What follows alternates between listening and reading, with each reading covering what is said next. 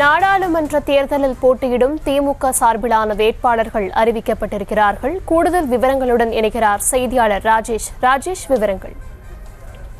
வணக்கம். கடந்த முறை திமுக சார்பில் போட்டியிட்ட 6 வேட்பாளர்களுக்கு இந்த முறை திமுக சீட்டு கொடுக்க மறுத்திருக்கின்றது. குறிப்பாக கடந்த முறை போட்டியிட்டு வெற்றி பெற்ற 6 திமுக நாடாளுமன்ற உறுப்பினர்களுக்கு, அதாவது சிட்டிங் எம்பிக்கள் 6 பேருக்கு தற்போது சீட்டு மறுக்கப்பட்டிருக்கிறது. அந்த 6 தொகுதிகள் எவை என்பதை நாம் தற்போது பார்க்கலாம். முதலில் தர்மபுரியை பொறுத்தவரையிலே டாக்டர் செந்தில் தற்போது சிட்டிங் எம்பியாக இருக்கின்றார். தற்போது அவருக்கு பதிலாக மணி அவர் அறிவிக்கப்பட்டிருக்கின்றார். அவர் வழக்கறிஞராக இருக்கின்றார். அதே போல மாவட்ட செயலாளராகவும் தர்மபுரி மாவட்டத்தினர் ஒரு பகுதியில இருந்து வருகின்றார். அதே போல பொள்ளாச்சியை பொறுத்தவரை சிட்டிங் எம்பி சண்முகம் சுந்தரம் அவர்கள் இருந்து வருகின்றார்.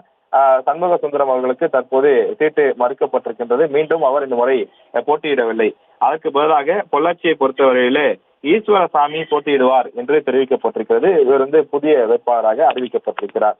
தஞ்சையை பொறுத்தவரை நமக்கு தெரியும், எஸ் பழனி மாணிக்கம் அவர்கள் ஏற்கனவே பல முறை திமுக சார்பிலே போட்டியிட்டு வெற்றி பெற்றவர்.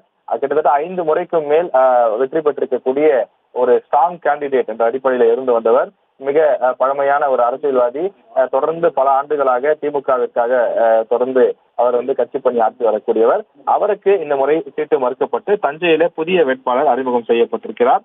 இந்த முறை தஞ்சையில் போட்டியிடக்கூடிய திமுக சார்பில் போட்டியிடக்கூடிய வேட்பாளர் என்று பார்க்கும்போது, திமுக சார்பில் சற்று முன்னதாக திமுக தலைவர் முதலமைச்சர் மு.க. ஸ்டாலின் அவர்கள் அறிவிப்பு வெளியிட்டிருக்கின்றார்.